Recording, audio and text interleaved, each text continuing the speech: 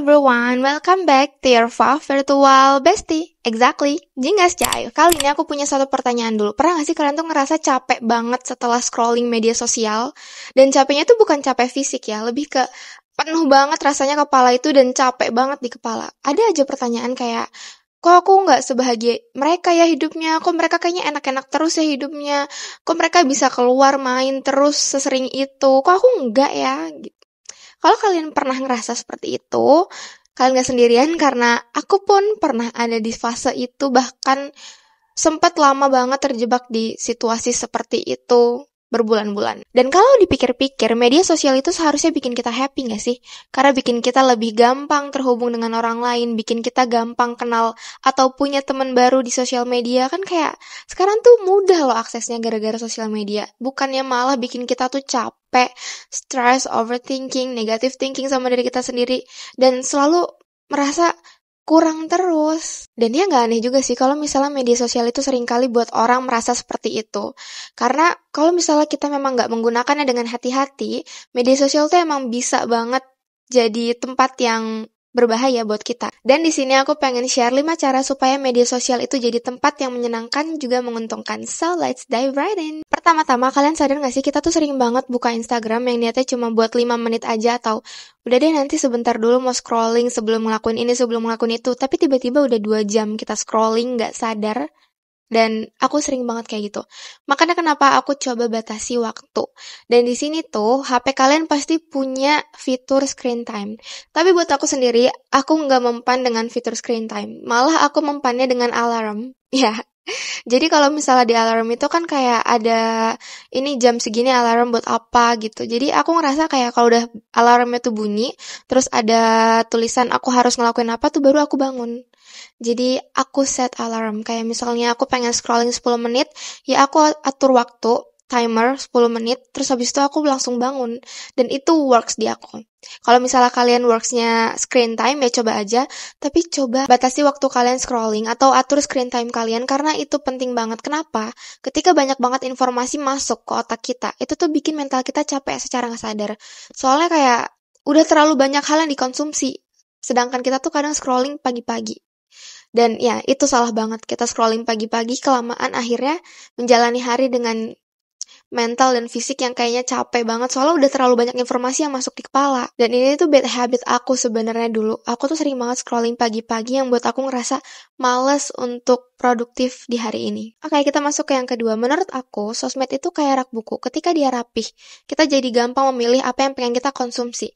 Tapi ketika dia berantakan, kita jadi nggak tenang. Dan itu sama kayak sosmed kita. Jadi mulai sekarang rapihin sosmed kamu. Mulai unfollow akun-akun gosip yang sebelumnya kamu follow mungkin, atau akun-akun influencer atau seleb yang sekiranya sering banget nyebar gosip atau sering banget marah-marah di Instastory-nya dan lain-lain. Karena percaya nggak percaya, itu menguras energi banget. Karena kan jadinya ketika kamu lihat informasi-informasi jelek atau hal-hal remeh kayak gitu, secara nggak sadar itu masuk dan terekam di otak kamu. Dan mulai sekarang aku pengen kalian rapihin sosmed kalian. Dan rapihin di sini itu bukan berarti kalian harus rapihin feed kalian biar estetik atau biar kelihatan misterius dan lain-lain. No, tapi lebih ke rapihin following dan apa yang kalian search setiap hari itu. Karena biasanya kalau apa yang kita cari itu muncul di explore atau apapun itu, ya, jadi mulai lebih hati-hati dengan apa yang kamu searching, mulai pilih-pilih dengan siapa yang kamu follow, karena itu ngaruh banget. Apa yang kita konsumsi itu ngaruh banget ke bagaimana kita berpikir, berperilaku, dan lain-lain. Jadi ya, mulai pilih-pilih apa yang kalian follow dan apa yang kalian konsumsi setiap hari. Follow akun-akun yang bermanfaat, follow akun-akun yang buat kamu tuh semangat setiap kali lihat itu. Follow akun-akun yang buat kalian tuh ngerasa tenang tiap kali lihatnya, bukan yang buat kalian ngerasa gak nyaman dan insecure. Bukan akun-akun seperti itu. Akun-akun apalagi kalau dia tuh sering banget gosip dan lain-lain, atau sering banget marah-marah di Instastory-nya, itu nguras energi banget sih. Dan ini adalah salah satu cara aku merawat sosial media aku dengan sehat, yaitu dengan following orang-orang yang buat aku tuh ngerasa setiap kali lihat mereka semangat untuk menjalani hari, semangat untuk mencapai mimpi aku dan lain-lain, bukan yang malah bikin aku tuh gak nyaman dan ngerasa insecure. Dan hal yang ketiga, sebenarnya ini pasti hal yang sering banget kalian dengar, yaitu kalian harus sadar, kalian harus ingat setiap saat kalian harus tahu kalau sosial media itu bukan kehidupan nyata. Soalnya kita tuh sering banget lupa kalau sosial media itu cuma highlight reel hidup orang lain aja. Aku tuh sering banget ya menemukan ini di sekitar aku, kayak dia kayaknya couple yang romantis banget, kayaknya ini cowoknya baik banget gak sih, selalu ngasih dia gift dan lain-lain, padahal aslinya kemarin-kemarin baru berantem, atau jarang banget akur malah. Jadi kita tuh gak pernah tahu sisi asli atau realitanya dari apa yang kita lihat. Jadi ya cukup ingat aja kalau apa yang kita lihat itu cuma highlight reel hidup orang lain doang. Kita kan pasti pengen ya memposting atau nunjukin orang-orang atau ke semua orang atau ke sosial media kita itu yang baik-baiknya doang. Gak mungkin kita upload lagi nangis atau lagi berjuang atau lagi susah atau gimana atau lagi bingung sama hidup kita, kan gak mungkin kita kayak gitu. Atau mungkin aja ada beberapa orang juga yang upload prosesnya, termasuk aku kadang, tapi ya lagi-lagi gak semua orang nunjukin itu. Jadi cukup kalau misalnya ada ngelihat orang lain happy atau kayak gimana ya, cukup tahu, cukup ikut happy, and that's it. Udah, stop di situ aja. Jangan banding-bandingin diri kamu kayak, kok aku gak punya pacar kayak gitu, kok hidup aku gak kayak gitu, kok hidup aku gak sebahagia mereka, kok aku belum punya ini, belum punya itu kayak mereka. Cukup, oke? Kamu gak tahu apa yang ada di balik itu sebenarnya. Dan aku pengen kalian tahu, terutama cewek-cewek yang nonton video ini, kalau postingan yang kita post, foto-foto cantik kita yang kita post itu, udah kita pilih 1 dari 1000 yang terbaik. Jadi stop insecure, stop membandingin diri kamu sama hal yang sebenarnya gak ada kan kalau dipikir-pikir. Kayak, dia cantik banget, dia perfect banget, semuanya simetris di muka dia, kok dia bisa seperfect itu? Yang sebenarnya kita gak tahu dia post foto itu udah melalui editan apa atau apa. Dan itu cukup buat aku kaget kayak, oh, oke. Dan buat aku sadar juga lagi dan lagi kalau media sosial itu bukan kehidupan nyata kita. Itu cuma highlight reel hidup orang lain aja. So, kamu perlu tahu itu menurut aku, makanya aku sharing di sini. Dan ya, semoga itu membantu. Oke, hal keempat yang pengen aku share di sini juga yaitu detox media sosial. Kayaknya ini tuh sering banget aku temuin di teman-teman aku, kayak mereka kadang suka deaktif IG kayak gitu. Sekarang tuh IG ada fitur kalau orang-orang yang deaktif tuh ketahuan, ternyata aku baru tahu. Dan teman-teman aku sering kayak gitu. Tapi aku sendiri nggak pernah deaktif IG. Kalau aku tuh lebih ke matiin notif setiap jam 8 malam, kayak itu jadi momen dimana aku udah cukup tenang dan aku bisa scrolling seenaknya atau scrolling medium atau apapun yang pengen aku tonton di HP aku, jadi kayak nggak ada notif-notif yang ganggu gitu doang sih paling. Tapi kalau kalian pengen nyoba deaktif sosmed, Instagram khususnya, ya silahkan aja coba karena aku belum pernah coba.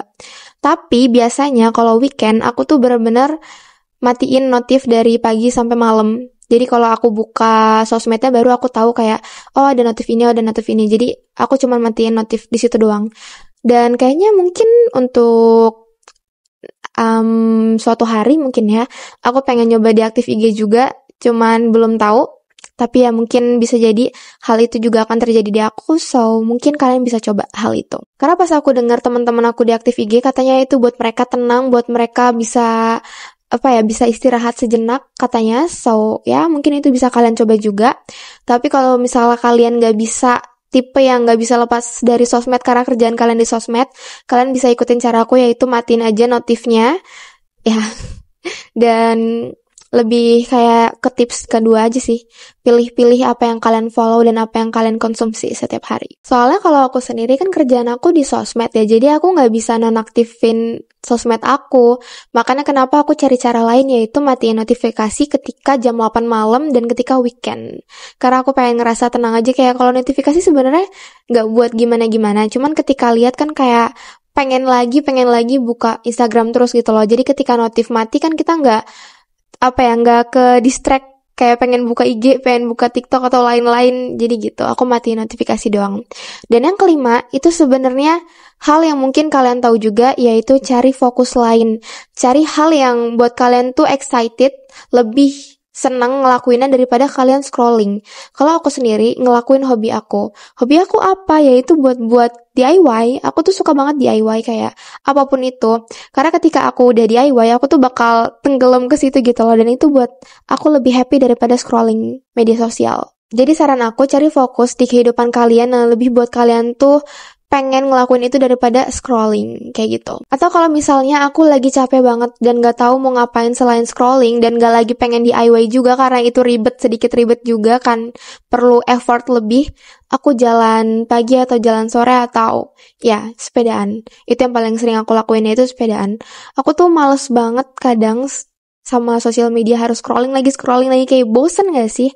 Dan aku milih untuk sepedaan sambil dengerin musik. Jadi kan kalau musik walaupun pakai HP lagi, tapi kita nggak scrolling karena di sini kan judul dan tujuannya gimana caranya kita membuat sosial media itu bukan jadi tempat yang menakutkan dan jadi tempat yang menyenangkan, jadi tempat yang menguntungkan. So ya, aku milih sepedaan sambil dengerin podcast atau dengerin musik.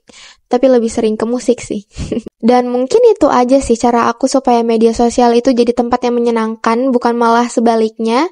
Karena kita perlu tahu aja sebenarnya media sosial itu alat, bukan segalanya. Jadi hiduplah selayaknya kamu harus hidup sebenarnya. Jangan terlalu tenggelam di media sosial. Kayak hidup kalian tuh jadi buat sosmed, apa-apa buat sosmed. Jadi kalian gak hidup menjalani hidup kalian dengan sebenarnya dan selayaknya dan seharusnya gitu. Dan kalau misalnya tadi itu cara aku penasaran deh gimana caranya kalian menggunakan sosial media itu jadi tempat yang menyenangkan. Karena gak semua orang bisa ternyata. Ada yang menggunakan sosial media itu cuman buat ngasih makan orang-orang kalau hidupnya begini, hidupnya begitu. Dan masih banyak loh orang-orang seperti itu ternyata. Ketika aku main keluar kemarin. So, ya, please komen di kolom komentar karena siapa tahu masih banyak hal yang belum aku tahu dan aku nggak bisa share di sini karena memang aku belum tahu dan itu juga bisa membantu aku. So let's help each other. And maybe that's all for today. Jangan lupa untuk like, comment, dan subscribe. Semoga video ini membantu kalian. And yeah, see you guys in the next video. Bye bye. I love you.